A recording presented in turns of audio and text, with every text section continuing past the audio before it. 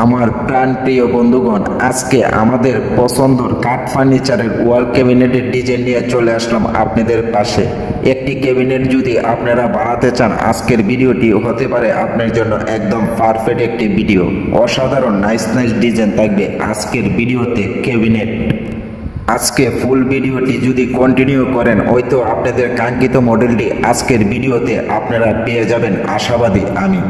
আমার চ্যানেলে যদি আপনি নতুন দর্শক হয়ে থাকেন, তাহলে চ্যানেলটি সাবস্ক্রাইব করে পাশে থাকা বেল আইকনটি অন করে দিবেন। লাইক করতে বন্ধুরা ভুলবেন না, লাইক করলে মোটিভাইট হয়ে ভিডিও বানাবার আগ্রহী বেড়ে। পেজ থেকে দেখে থাকলে পেজটি ফলো করে রাখবেন, কাঙ্ক্ষিত ডিজাইনগুলি সবার আগে পৌঁছে যাবে আপনার কাছে। চলুন তাহলে ডিজাইনগুলি আমরা দেখে আসি এক এক করে। অসংখ্য ডিজাইন পেয়ে যাবেন আজকের ভিডিওতে। আজকে যে কাঙ্ক্ষিত মডেলগুলি দেখতে পাচ্ছেন ক্যাবিনেটের, অসংখ্য সুন্দর মডেল আজকের ভিডিওতে আপনাদেরকে দেখাতে চলেছি, অথচ আপনারা নিজের চোখকে আপনারা দেখতে পাচ্ছেন। একদম আপনাদের ঘর সাজাবার জন্য পারফেক্ট ওই ক্যাবিনেটটি। আপনারা চয়েস করে আপনাদের মন মতো এই ক্যাবিনেটটি আপনারা বানাতে পারেন যে কোনো মিস্ত্রির কাছ থেকে। যদি ভালো লাগে তাহলে স্ক্রিনশট দিয়ে আপনি রাখতে পারেন, নয়তো ভিডিওটি আপনার ফোনেতে শেয়ার করে রেখে দেন। যে কোনো সময় আপনাদের সময় করে এই ক্যাবিনেটটি বানিয়ে নিতে পারবেন।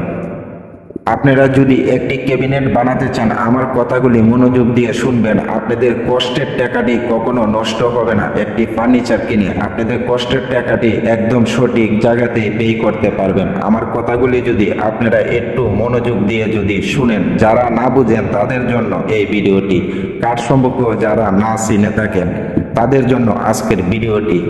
আপনি যদি একটি ভালো কাঠ ব্যবহার করে যদি আপনার ফার্নিচার বানাতে চান, তাহলে আমি বলবো চিটাগাং সেগুন কাঠ আপনি ব্যবহার করতে পারেন আপনার ফার্নিচারের জন্য। যদি প্রাইস কমের মধ্যে যদি আপনারা কোনো কাঠ দিয়ে যদি ফার্নিচার বানাতে চান, তাহলে বিভিন্ন ধরনের কাঠ পেয়ে যাবেন।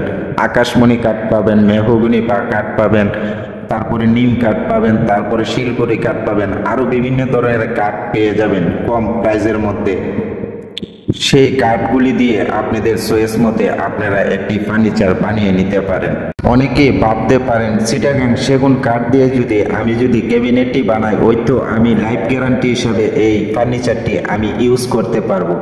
কিন্তু আপনি লাইফ গ্যারান্টি হিসাবে যদি ফার্নিচার ইউজ করতে চান, তাহলে আপনারা চিটাগাং সেগুন কাঠে ফল ব্যবহার করতে পারবেন না।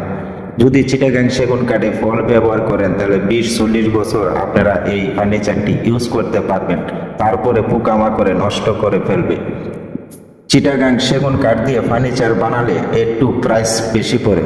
আশা করি আমার কথাগুলি বুঝতে পারলেন। ভালো লাগলে ভিডিওটি শেয়ার করতে ভুলবেন না, লাইক করে দেবেন, আর আমার চ্যানেলটি সাবস্ক্রাইব করে রাখবেন। ধন্যবাদ।